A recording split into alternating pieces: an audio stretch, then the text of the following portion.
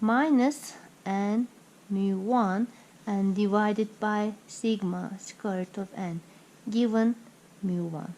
Now this is my standard normal distributed random variable, and based on the values here,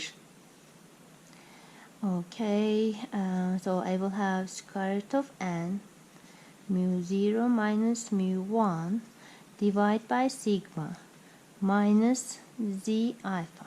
Okay, so now mu0 defined in the hypothesis, mu1 is defined in the hypothesis. I know the sample size after taking a sample. Sigma is already known, and using the alpha is given also. Using the standard normal table, I can find the value of z alpha. So this quantity is actually a number, okay, like 2 point something, 1 point something, and based on that, from the standard normal, I can calculate the power of the test.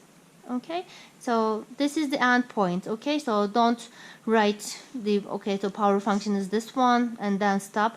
Please go through the whole procedure and then try to write the power function like that. Okay, so now I can easily calculate this numerical quantity and go to the standard normal table and find this probability.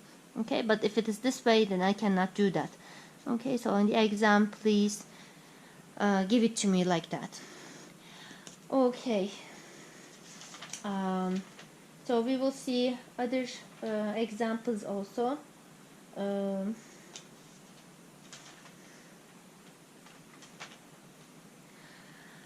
Let's stop right now and then we will continue with the examples.